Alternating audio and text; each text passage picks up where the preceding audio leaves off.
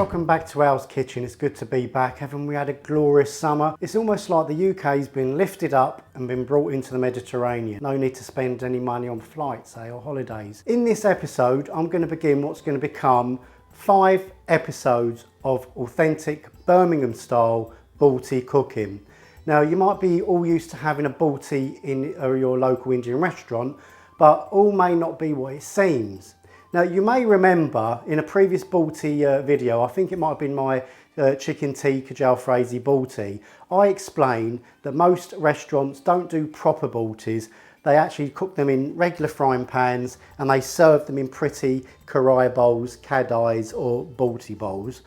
It's not exactly what a Balti is supposed to be. And this brings me to Birmingham. So I think it was back in the mid-70s, according to a guy who's known as the Balti King, Andy Munro. I think it was 75, where one of the chefs in the restaurants was trying to think how to make a one-pot stop curry. And what he did was he got some Balti bowls pressed up and they looked pretty much like this. Now, these are made of thin pressed steel, and what that does is it allows for the heat of the flame to conduct right through very quickly, bring the pan up to tremendously hot heat.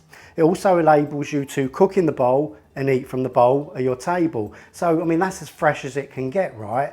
Who doesn't want the freshest curry they can possibly have? One thing you need to bear in mind, and I will explain in a minute, is that the vegetables and the bits that you put in a Balti need to be cut smaller than you would normally use in a normal BIR curry, because they're being cooked all fresh in this one bowl, and we want them to cook through nicely. Obviously, if they're too big, they won't cook. Huge chunks of chicken won't cook. We're cooking the chicken from raw, and it needs to be cut smaller. It's to be eaten with a naan bread. In actual fact, it's considered sacrilege if you don't eat your Balti with a nice naan, a nice garlic naan to mop up all those lovely spicy flavours. Right here, I've got one medium chicken breast, which I've diced, and again, small pieces, almost like square centimetres. And we've got a handful of freshly chopped coriander. That's going to go both in the curry and act as garnish. I've got a small handful of green pepper. I've got 2 green chillies chopped. I've got 2 cloves of fresh garlic chopped, and again a small handful of finely diced onion. I've got 3 cherry tomatoes. Now, cherry tomatoes are sweeter than regular tomatoes, and if you don't want that or you can't get them, just use half of a regular tomato or a whole small tomato. This is going to be called chicken with black pepper Balti, but my preference is to add some mushrooms to that. Now, don't be put off doing the recipe if you don't like mushrooms. I'm just adding them because that's my preference. So for me, this is going to be a chicken and black pepper and mushroom Balti. There we go. So I've got a few mushrooms here. And over to the spices, these are all ½ teaspoon. So we've got ½ teaspoon of turmeric, ½ teaspoon of chilli, ½ teaspoon of regular paprika, not smoked, and 1 teaspoon of black pepper. Now, because this is a black pepper curry, I want the accent of black pepper to really transcend the dish. So I've got some black peppercorns and I've grind them down with hand. If you haven't got whole black peppercorns that you can grind, don't worry, just use regular black pepper, but a teaspoon I'm using. And a ¼ teaspoon of salt. Now at the very end of the dish, just before we're going to serve it, we're going to put literally a pinch of cumin powder, garam masala and kasuri methi. Are you with me?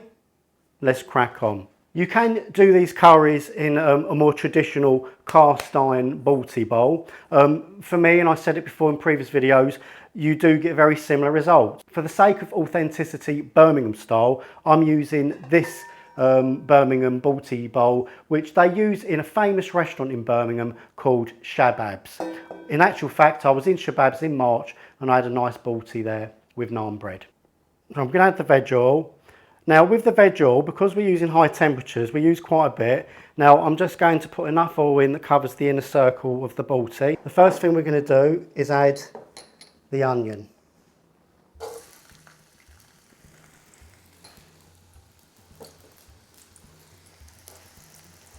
See how quick that took to start frying up? And all you need to do is just gently keep moving the onion. And now I'm going to put in the green chilli and the garlic. And then the diced green pepper.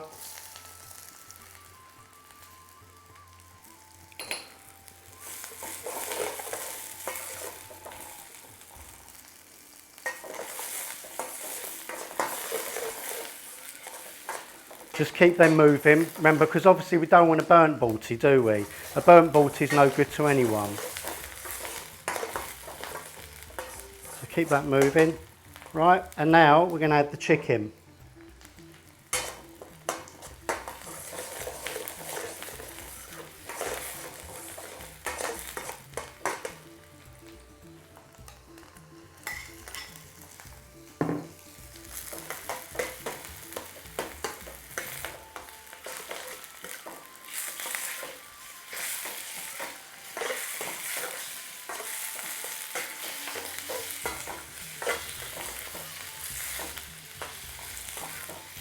Well, don't worry, once you've got the chicken in, because it's raw, it will bring the temperature down and it's going to stop everything from burning. So getting them in that order is quite important.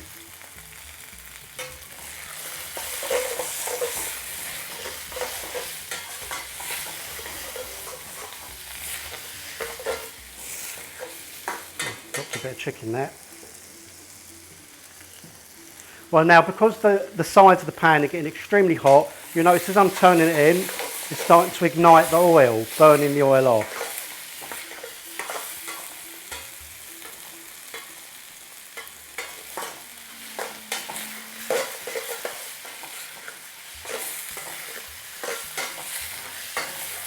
Beautiful, beautiful.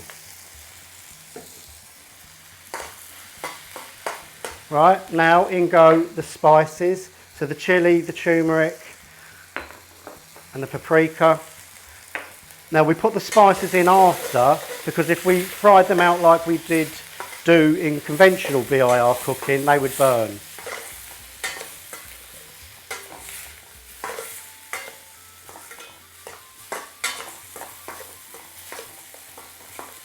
Perfect. Right, so now we've covered all the chicken in the spices, it's time to add a ladle of base gravy.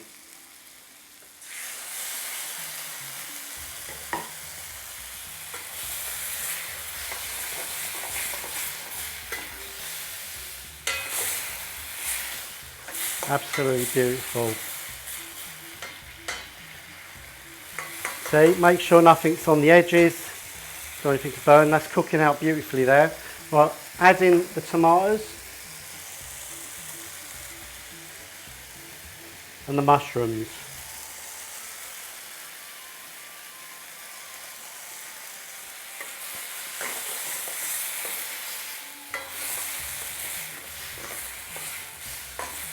Right, now let that do its thing. Resist the urge to keep poking and prodding, let that cook out. And as with BIR cooking, let the base gravy cook, yeah?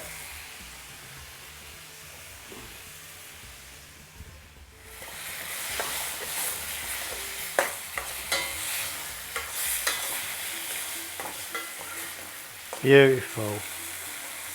Can add a touch more base.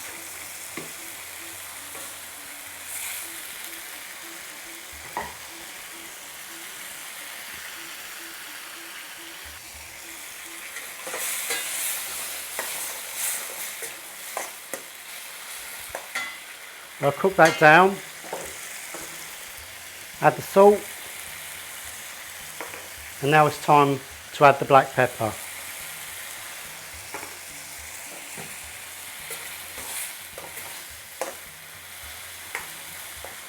Absolutely beautiful. Right, let's add in the coriander. Leave some for garnish.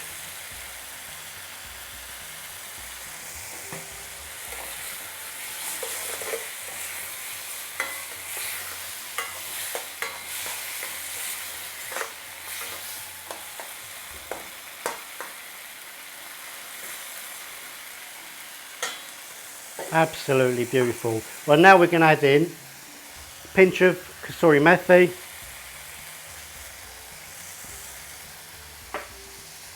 a pinch of garam masala and a pinch of cumin powder.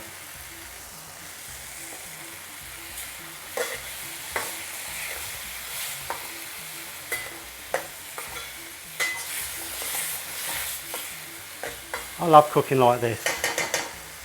Just a tiny drop of base gravy. Thicken.